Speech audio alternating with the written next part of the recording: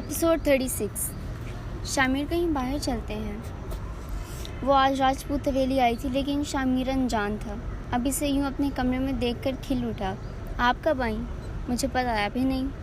वो इसका हाथ खींचते गोद में बिठाते बोला, हाँ, आपने रेड कारपेट जो बिछाना था ना मेरी राहों में। वो इसे घूर कर बोली, रेड कारपेट का तो पता नहीं है, खुद को राहों में ज़रूर बिछा देते हम। वो इसका हाथ चूमते बोला, बाहर क्यों जाना है आपको? मैं बोर हो रही थी तो सोचा हवेली चली जाऊं, लेकिन यहाँ भी कोई नहीं है। फिर एज़ल आनी ने बताया आप अपने कमरे में हैं, तो मैं यहाँ आ गई। वैसे आप आज ऑफिस नहीं गए? वो इसे इस वक्त घर में देखते बोली, नहीं, आज तबीयत ठीक नहीं थी कुछ, इसलिए ऑफिस नहीं गया। वो चेहरे से इसके बाल हटाते बोला, क्या हुआ है तबीयत को? वो एकदम परेशान हो गई थी।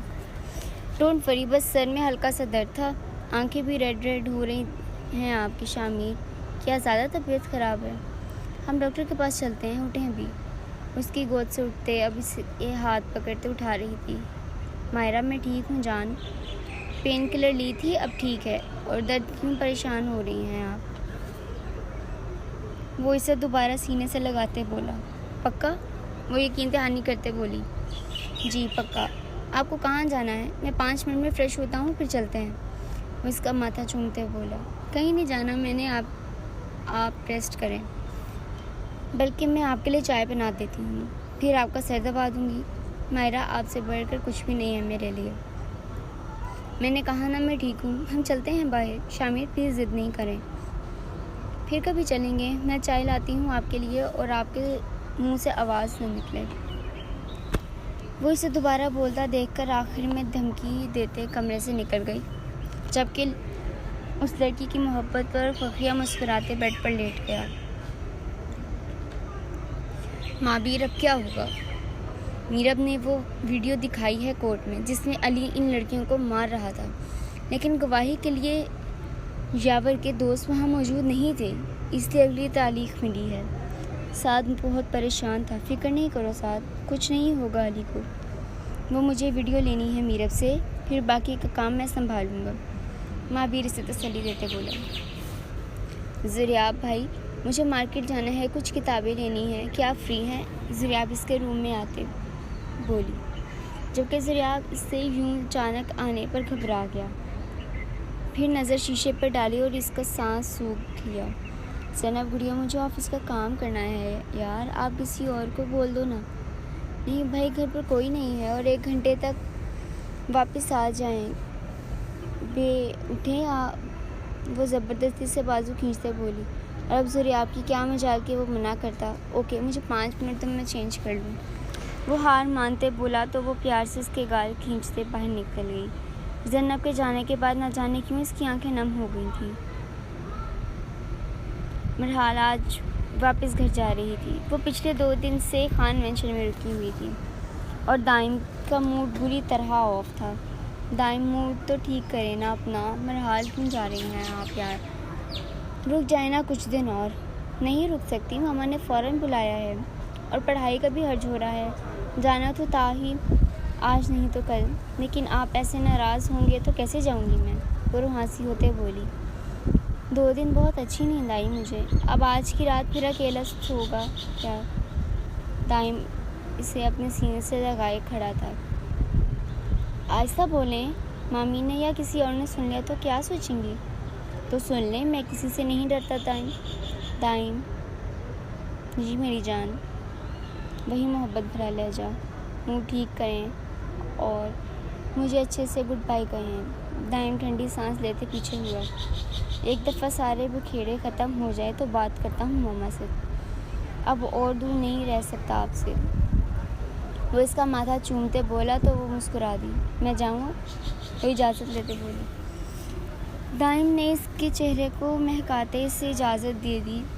आई लव यू मरहाल, बहुत प्यार करता हूँ आपसे, बस जल्दी से मेरे पास आ जाएं। उसे सीने में बींचते बोला, जबकि मरहाल शर्म से चुप हो गई। वो आज 2 महीनों के बाद वापस गांव जा रहा था। सरदार बख्तियार बेचैनी से अपने बेटे का इंतज़ार कर रहे थे। जब थोड़ी देर बाद पोर्च में गाड़ी रुकने की आवाज़ आई, बच्चे भागकर बाहर गए। दोनों बच्चे जाकर इससे लिपट गए। वो दोनों बारी बारी प्यार करता गोद में उठा चुका था। अंदर आते ही बाबा सही के सामना हुआ। अस्सलाम वालेकुम बाबा सही। वो दोनों बच्चों को गोद से उतारते बाबा के गले लगा। वालेकुम अस्सलाम। आ गए बाबा की याद। वो इनके शिकवे पर मुस्करा दिया। आप मुझे भूलते ही कब हैं बाबा सही। मक्खन लगाना भी सिखा दिया वहाँ के लोगों ने आपको। बाबा सही घूरते बोले तो हंस दिया।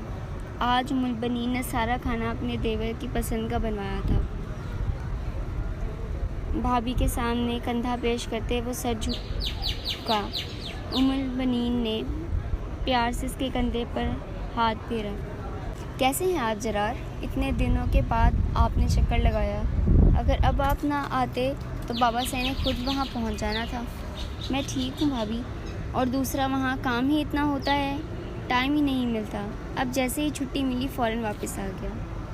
वो भतीजी से लाड करते बोला, भाई नज़र नहीं आ रहे, क्या डेरे से वापस नहीं आए? वो मालिक अख्तर को वहाँ मौजूद न देखकर बाबा सही से बोला, दूसरे गांव गए हुए हैं, वहाँ एक फ़ैसला करना था, इसलिए कल से वहाँ हैं। मेरी बात हुई है, आ रहे हैं वापस, रास्ते में ही हैं। जरा फ्रेश हो जाएं बेटा। बाबा ने इसका थकन ज़दा चेहरा देखकर कहा, जी बाबा साईं। चाचू साईं मेरी चॉकलेट्स और मेरे गिफ्ट्स नहीं लाया? माँ रोश मुँह लटकाते बोली तो जरार इसे गोद में उठाते लिया। चाचू साईं सब लेकर आए हैं। चाचू चलो अब दोनों मेरे साथ में फ़्रेश होकर आपको आपके गिफ्ट्स दूंगा। एक बाजू पर माँ रोश और दूसरे पर जावियान को उठाए वो अपने कमरे में चला गया।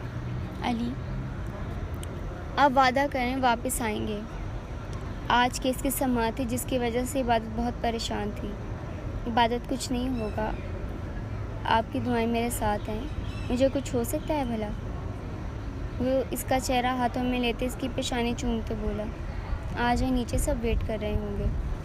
और आपने बिल्कुल परेशान नहीं होना। वो इसके होंठ चूमते बोला तो वो इसके सीने से सर टिका गई। आप जब तक वापस नहीं आ जाते मैं तब तक सुकून से नहीं रह सकती। आप जानते हैं ना, मुझे आपकी पाँव में ही सुकून मिलता है। वो इसके सीने पर लब रखते बोली, और वह मुझे पक्का आप सुकून से ज़्यादा अजीज़ हैं। आ जाएं, बाबा वेट कर रहे होंगे। वो इसे अपने हिसार में लिए बाहर आया जहाँ इस सब का वेट कर रहे थे। वो सबको मिलते वहाँ से रवाना हुए थे। वो जैसे ही कोर्ट पहुँचे तो सामना वकील से हुआ। वकील साहब, मैंने आपको रिपोर्ट सेंड की थी, क्या आपने फ़ाइल साथ लाए हैं? माबिर ने पूछते वकील ने फ़ाइल निकाल कर इन्हें दिखाई। आप टेंशन नहीं लें माबिर साहब, आज अली को बरी करवा लेंगे हम। पिछली बार मीरब ने वो वीडियो दिखाई थी जज साहब को, अली इन लड़कियों को पीट रहा था, जबकि चौधरी यावर की मौत उस वाक़े के 10 दिन बाद हुई। ऐसा इसकी रिपोर्ट में दर्ज था, लेकिन मुखालिफ वकील ने डेथ इसी दिन की बताई थी जिस दिन वो वाक़या पेश आया था, जबकि ऐसा कुछ भी नहीं। सुनवाई में अभी आधा घंटा बाकी था जब वकील को कॉल आई। वो इनसे एक्सक्यूज़ करते साइड पर चला गया। जब अचानक सामने आती एक आदमी से इसका टकराव हुआ और वो सारे कागजात बिखरे। सॉरी सर, सामने वाले ने फ़ौरन फाइल्स और बिखरे कागज़ उठाकर वकील को दी और वहाँ से निकल गया, जबकि वकील इसकी हड़बड़ी देखकर कंधे उचका गया। वो इसकी तस्वीर सामने रखे नम आँखों से देख रहा था। वो इनकी किसी कॉलेज फंक्शन की तस्वीर थी जहाँ वो इसके कंधे पर हाथ रखे मुस्कुरा रही थी और वो इसे देखकर मुस्कुरा रहा था। इस तस्वीर से इसकी बहुत सी यादें जुड़ी थीं। मैं आपको कभी माफ़ नहीं करूँगा आरा। आपने मुझ पर इतना बड़ा इल्ज़ाम लगाया, जो इज़्ज़त कमाई वो पल भर में मिट्टी हो गई। मेरे बाबा मेरी मामा किसी से नज़र मिलाने के काबिल नहीं रहे। और अली भाई, उस दिन इनकार मुझे मार गया थप्पड़। इस बात का सबूत है कि वो मुझे पसंद नहीं करते, एतबार नहीं करते मेरा। यकीनन वो अपनी बहन का साथ देंगे, मेरा क्यों सोचेंगे वो। उनकी नज़र में तो मैं इनकी बहन का गुनहगार हूँ। मुझसे कैसी हमदर्दी, कैसा प्यार। लेकिन मेरी अल्लाह से दुआ है कि हमारा सामना कभी ना हो, वरना मैं ख़ुद भी नहीं जानता कि मैं क्या कर गुजरूँगा। वो तस्वीर से यूँ बातें कर रहा था जैसे सहरा सामने बैठी हो, लेकिन राजपूत का खून खौल उठा था। जब जब वो इस बेवफा के बारे में सोचता था, न जाने किस्मत ने उनके क्या लिखा था। क्या वो एक हो सकते थे या फिर बिछड़ना ही इनका मुकद्दर था? ये तो आने वाला वक्त ही बता सकता था। ध्यान कहाँ था तुम्हारा? इतनी बड़ी गलती कैसे कर सकते हो तुम? आज तुम्हारी वजह से मेरा बेटा जेल में है। साथ का बस ना चला कि वो वकील को जान से मार देता। वकील साहब, वो फाइल आपके पास ही थी ना? महावीर साथ को पीछे करते बोले, जी सर, मेरे पास थी, मैंने आपको दिखाई भी थी। मैं नहीं जानता वो फ़ाइल कैसे चेंज हो गई। मेरा यकीन करने में खुद बहुत परेशान हूँ। ऐसा कैसे हो सकता है भला? वो फ़ाइल मेरे हाथों में थी। एक लम्हे के लिए भी वो फ़ाइल मैंने खुद से दूर नहीं की।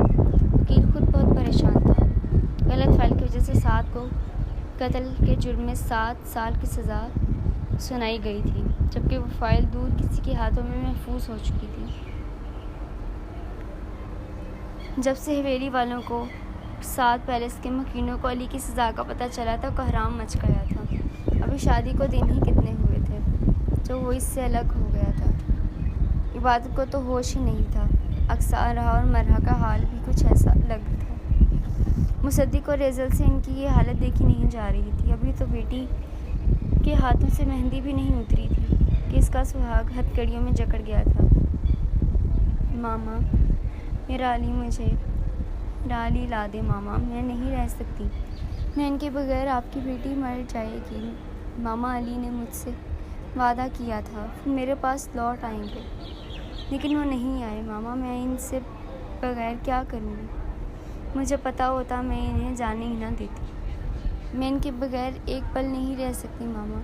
7 साल कैसे रहूँगी? वो रो रो कर एजल को सब को रुला गई थी। सब्र रखो मेरी जान, ये मुश्किल वक्त भी गुजर जाएगा। तुम ऐसे हिम्मत हारोगे तो अक्सर ऊपर अरहा और मरहा को कौन संभालेगा? अली के बाद ये सारी जिम्मेदारी अब तुम्हारी है। तुम इनकी गैर मौजूदगी में इसकी जगह कैसे संभालती हो? अल्लाह आजमाइश में अपने प्यारों पर डालता है। तुम्हारी हिम्मत से बढ़कर तुम्हें नहीं आजमाएगा वो। एजल बेटी को तसल्ली देते बोली। वो अभी हॉस्पिटल से वापस आई थी जब उसे लाउंज में बाबा और मामा परेशान बैठे दिखाई दिए। अस्सलाम वालेकुम बाबा, मामा, क्या हुआ? सब खैरियत? आप लोग परेशान दिख रहे हैं। वो बैग वहीं सोफे पर रखते पास आ गई। ज़ुखरफ, तुम्हारी फुप्पो की तबीयत बहुत ख़राब है, वो हॉस्पिटल में है। निशी अकेली है वहाँ, रो रही थी। मुझे अभी लंदन जाना होगा। यूसुफ साहब बहन और भांजी की तरफ से बहुत परेशान थे। आप बेफिक्र हो जाएं बाबा, निशी खुद अभी बच्ची है, पता नहीं खुद को कैसे संभाला होगा उसने। ज़ुखरफ खुद भी परेशान हो गई थी। आज एक अलग सा सुकून महसूस हो रहा है पार्टनर। आज राजपूत हवेली वाले तड़प रहे होंगे। जल्द ही ऐसी एक और तबाही इन खान्स की मंजिर है। बॉस शराब का गिलास भरे पार्टनर के साथ आज की जीत सेलिब्रेट कर रहा था। साहिल खान अब बिना ड्रग्स के नहीं रह सकता। आहिस्ता आहिस्ता वो खुद ही खुद को बर्बाद कर देगा। इसके घर वालों को इसकी कोई खबर नहीं। बिना ड्रग्स के ऐसी हालत नाकाबिले बर्दाश्त हो जाती है और घर वालों की नज़र में ना आए, इसलिए वो पैकेट इसे लाजमी चाहिए होता है और इसको पैकेट के बदले हमारा काम करना होता है। इसलिए वो चाहे या ना चाहे हमारा काम करना इसकी मजबूरी बन गया है और अब शायद इसकी ज़रूरत भी।